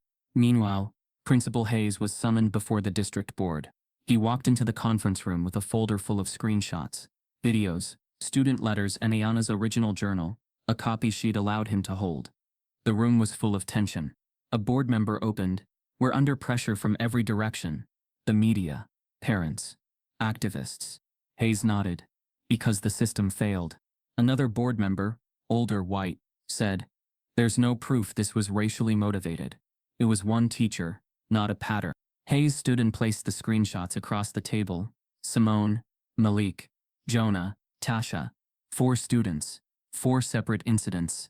Same class. Same door. "It's not one moment," Hayes said. "It's culture. It's behavior reinforced by silence. You saw the footage. You suspended the victim. What more do you need?" The room went still. But before the board could respond, an unexpected knock came at the side door. A staff assistant leaned in and whispered something to the chairwoman. She frowned, then turned to the group. "There's someone here to speak. A former student. We didn't invite them, but they say it's urgent." "Who?" asked another member. The door opened. In walked a woman in her mid-20s. Confident, clear-eyed, she placed a manila folder on the table. "My name is Deja Spencer. I graduated from Jefferson Middle 10 years ago. Mr. Callahan was my teacher, too." She opened the folder and began laying down printed emails, notes, and one particularly telling document.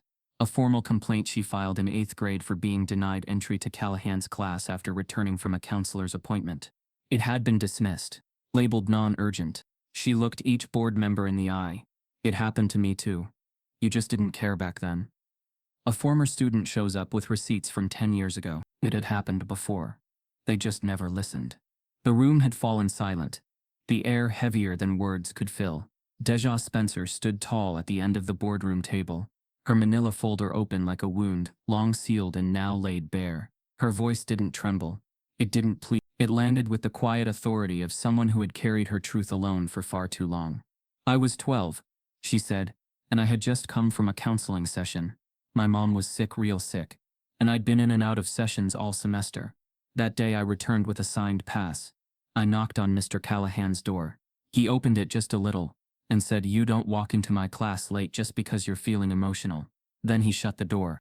Deja's eyes swept the board members, each one now stone-faced. I stood outside that door for 15 minutes. I was early. I had proof. Didn't matter. When I complained, the school said it was a miscommunication. When I followed up, the record disappeared. Gone. No trace. She slid the final document across the table. It was a printout of a digital filing receipt from 2013. The title, Student Classroom Incident Report, denied entry. The signature box, pending administrator review. It never got reviewed, she said. They never even logged it into my file. Principal Hayes leaned forward slightly. Lips parted. "Do you have more of these?" Deja nodded slowly. "I've kept everything. Every email. Every meeting note. Every time someone told me I misunderstood." The board members exchanged glances. One older member, Mr. Sutton, cleared his throat. "It's been over a decade. Records like these, they're hard to verify after so much time." Hayes didn't flinch. "That's exactly the problem." He turned to Deja. "Do you know any others who had experiences like yours?" "I do," she replied. "I started asking around once I saw Ayana's name online. 2 responded immediately. One of them works in DC now. The other's a nursing student in Chicago. Both said Callahan did the same thing. Locked them out, humiliated them, then erased the evidence." Hayes sat back in his chair. The air was electric. He knew what he had to do. Over the next 72 hours, Hayes initiated a quiet investigation without informing the district office. He contacted former students, reached out to staff who had worked under Callahan in previous years. He asked one question: "Did you ever notice something off about how students were treated in room 2?" The replies came faster than he expected. A retired teacher sent a voice memo. "We used to joke Callahan had a door rule. We didn't realize until years later. It always seemed to be the black students waiting outside." A former substitute wrote, "He told me to watch out for certain students. All of them were black. I thought it was just old school discipline. Now I'm not so sure." One email stood out most. It came from a woman named Terry Ramirez, who used to work in the main office 8 years ago. Her subject line, "Ray Daw. I saw them delete the complaints." In the email, Terry described how Callahan's parent complaints were routinely filtered, flagged for review but never passed up. There was a system in place, she wrote. Complaints against him by black families were soft-filed, meaning they were kept in a temporary folder but never made it to his permanent record unless someone followed up in person multiple times. Most parents didn't. They got discouraged and dropped it. Terry agreed to meet Hayes at a local coffee shop after hours. They sat by the window, her hoodie pulled low, her fingers tight around a cup of chamomile tea. "I was told to stop clogging the pipeline with what my boss called emotional overreactions. They meant black parents. They said Callahan had a spotless record. I knew that was a lie. I saw the soft files. I saw them disappear." Hayes listened, barely blinking. "Would you be willing to say this on the record?" Terry hesitated. "Only if I'm protected. I'm not trying to be a hero. But that man should have been gone a long time ago." He nodded. "I'll protect you.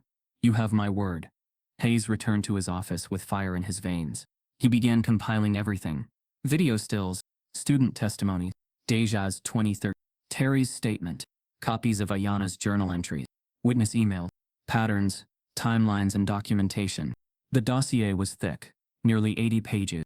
On the front he wrote in bold black ink, "Jefferson Middle pattern of targeted exclusion, RM." Then he booked a meeting with the superintendent. Superintendent Wallace Crane had always been more politician than educator. Gray suit, carefully trimmed mustache, and a voice that spoke in polished policy speak. He'd survived multiple district scandals by staying neutral and speaking carefully. When Hayes placed the folder on his desk, Crane barely looked up. "I've seen the headlines. What you're doing is noble, but emotionally charged. Let's not let things spiral." Hayes didn't sit. "It's already spiraled," Crane sighed. Even if Callahan made mistakes, we can't act retroactively on undocumented claims. We need to be pragmatic. Public perception is one thing. Legal action is another. Hayes snapped the folder open. Then let's talk documented. These aren't theories. They're fact. Witnesses. Records. Footage. Crane skimmed a few pages, but didn't touch the bulk of it. This isn't the time to challenge a long-standing educator's reputation. We need calm, not chaos. Hayes leaned in, voice low. So we punish a child, again to protect your calm? Crane's jaw clenched. That's not what I said. No, Hayes replied. But it's exactly what you mean. The meeting ended without resolution. Hayes left furious. He'd expected resistance, but not this level of willful blindness. Crane wasn't going to act. Not unless forced to. That night, Hayes took the dossier home. He spread it across his dining table, like a war plan. He called Patrice Green. He called Daja. He called Maya Reynolds from the Oak Ridge Press. He told them everything. I tried to go through official channels, he said. They're not listening. It's time we made them. Maya's voice was calm but steady. We'll print it. Front page. But it's going to get loud. Let it. Hayes said. It's already loud for the kids who've been living it. The superintendent refuses to act, until he's cornered. They knew, and chose silence. The leak didn't come from a teacher, or a parent, or even a student. It came from a board assistant, low-ranking, underpaid and routinely ignored. She'd been working late, copying files for an upcoming policy review, when she stumbled on the email chain. Subject: RERM 2007, Green Optics. Contain or engage. She almost passed over it, assuming it was logistical. But something about the word optics made her click. What she read stopped her cold. The emails dated back 2 weeks. In them, board members discussed the fallout of the viral footage. Not the truth behind the videos. Not Ayana's journal. Just how it all looked. If we backtrack now, we look weak. Ayana's narrative is emotionally manipulative. Classic case of playing victim. Do we have any black staff who can stand beside Callahan for press optics? We should consider finding a softer black student to contrast her one who says the school is inclusive. The principal is going rogue. He needs to be reeled in before this becomes an equity war. The assistant's hands shook. These weren't just private thoughts. They were strategies. Deliberate silence. Rehearsed inaction. Calculated racism. Disguised as damage control. She printed the thread, saved it to a flash drive, and sent it anonymously to Maya Reynolds at the Oak Ridge Press. Maya opened the file the next morning and felt her chest tighten. This wasn't just neglect. This was orchestration. She ran the story in the Sunday headline edition. They knew and did nothing. Internal emails reveal school board's response to Ayana Green fallout. The article laid bare every quote, every line, every cowardly pivot. Within hours, it went national. Parents flooded forums, reposting screenshots with captions like, "This is what they think of our children. Optics over humanity." Ayana was right. The leak broke whatever fragile trust still lingered between the community and the board. By Monday afternoon, furious parents organized an emergency town hall, not sanctioned by the school, held at a local church instead. The pews were packed. Black families, white allies, teachers, grandparents, students, news cameras lined the back. At the front stood Patrice Green. Next to her, Principal Hayes. And seated on stage, nervously flipping pages, was Ayana. The room buzzed until the pastor tapped the mic. "This isn't about politics," he said. "It's about principle. A child was harmed. A system tried to erase her. And now we've seen, plain as day, that silence wasn't an accident. It was policy." The crowd roared in agreement. A mother stood and shouted, "Resign." Others joined in. "Resign. Resign." The call echoed off the walls. 3 board members were in attendance. They sat still, white-knuckled, jaws clenched. A student held up a sign, "My desk is not your optic." Then Maya took the mic. She thanked the source of the emails without naming them. She read the most damning line aloud. "Find a softer black student." The room fell silent. One by one, parents stood. They didn't shout now. They told stories. One spoke of her son being benched for attitude. Another recalled how her daughter stopped raising her hand in class. Another recounted how she had to tell her child, "Don't expect fairness, you have to be twice as good." Then came Ayana's turn. She stood slowly, her notebook in hand. No podium. Just her voice. She didn't shake. I was told to focus on my grades. I was told I was too sensitive. I was told I misunderstood. But the truth is, I understood too well. She flipped to a page. This is what I wrote the day after he locked me out. She read it. If I had shouted, they would have called me angry. If I had cried, they would have called me fragile. If I had done nothing, they'd say I didn't care. But I wrote it down, and that made me dangerous. People sniffled. Some openly wept. Iana looked up. Her voice quiet but firm. I didn't write to destroy a teacher. I wrote because I was disappearing.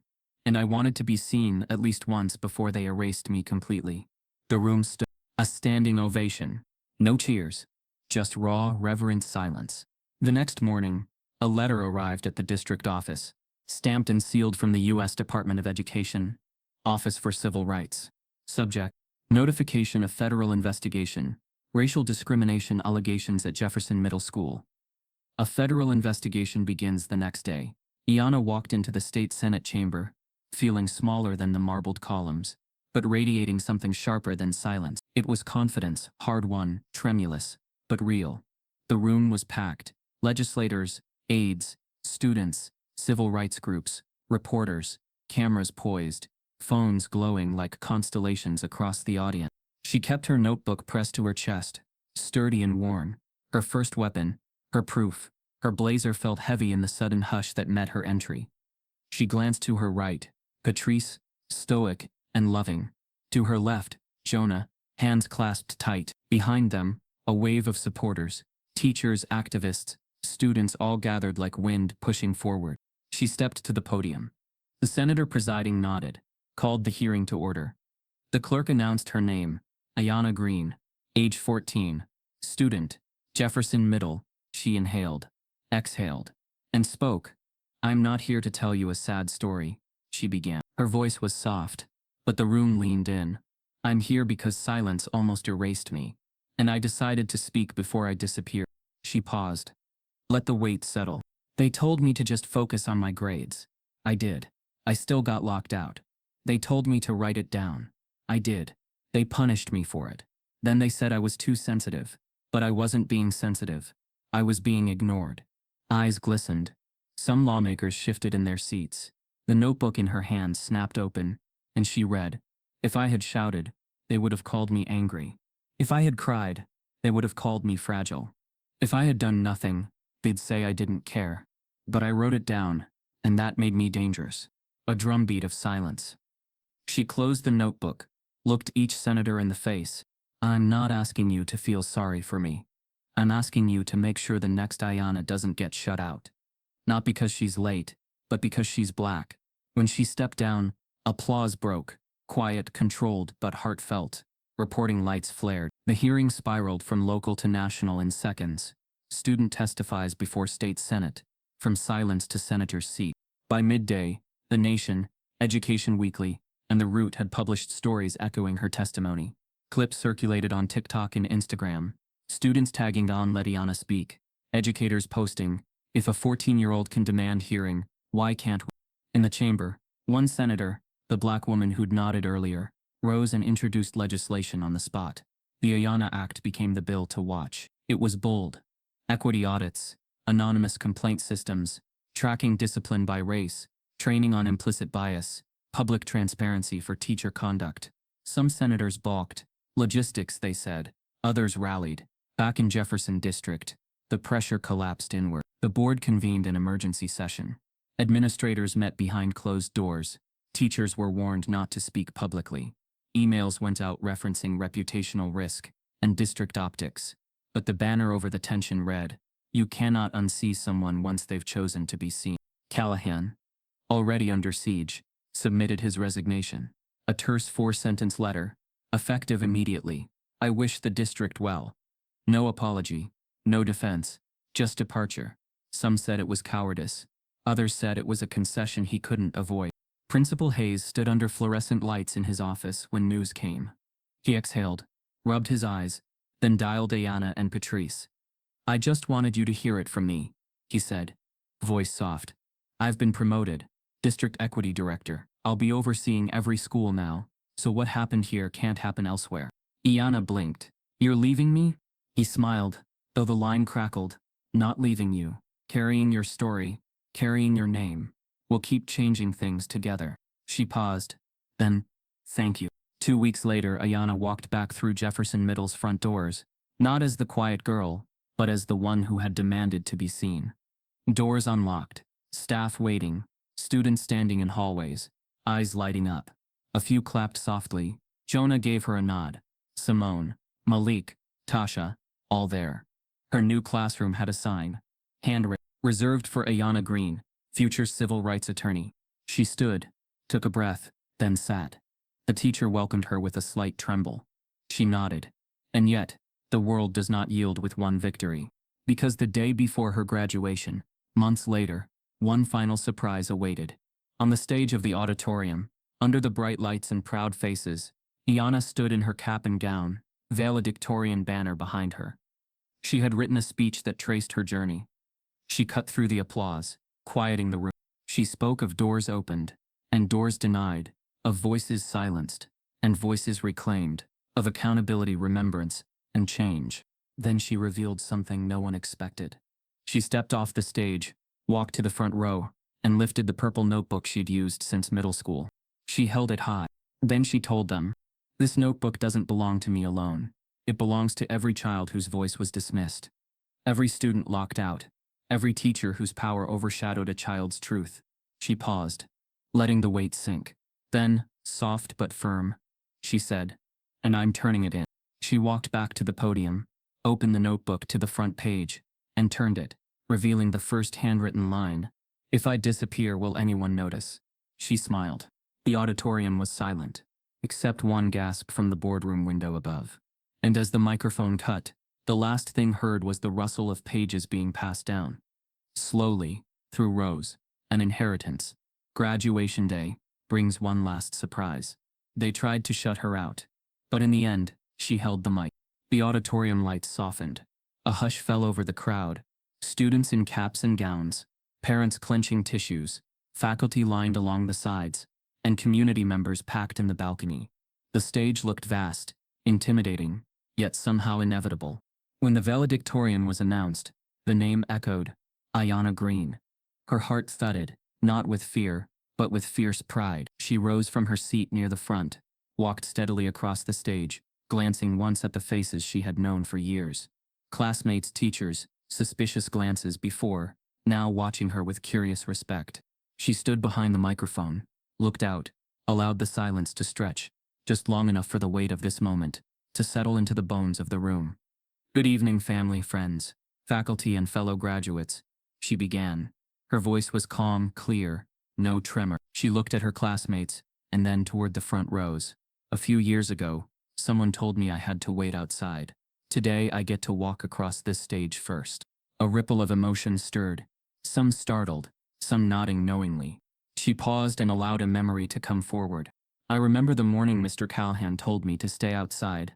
My hand was on that door handle, the glass watching me, as if my skin was the barrier.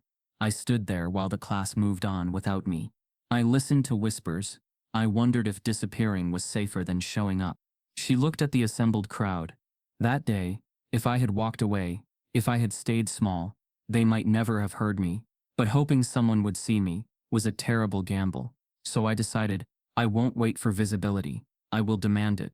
Her voice grew firmer, deeper, resonant. She told about Jonah, who had validated what she knew. She spoke of Simone, Malik, Tasha, Deja, names she now spoke aloud so that their pain would no longer be silent. She traced the path of leaks, emails, town halls, Senate chambers. She recounted how a principal had watching behind glass, and how a board had chosen optics over truth. "I didn't rise alone," she said. "You all helped carry me. Every note passed, every sign held, every parent's voice, every tear, every shared story. If this stage is mine today, it is built on your backs." Some teachers dabbed their eyes, parents bowed their heads, students looked at each other, some with disbelief, others with pride. She inhaled deeply. Then she said the words she had rehearsed 1,000 times, but meant deeper than any rehearsal. "No door can keep you from your truth." The room held its breath. She raised her hand, palm open. To all of you who have ever been silenced, may you speak, may you demand space, may you walk through every locked door, and may your voice echo in rooms built to drown you out. Then she closed her speech, bowed her head, and walked off the stage. From his perch in the back, Principal Hayes watched her exit. He rose, nodding. His eyes glistened. He understood now that she had turned those locked doors into stepping stones. In the front row, Ayana's mother stood, tears spilling freely, hand over her mouth. Jonah stood too, gaze fixed. The auditorium swelled with emotion. Then came the silence.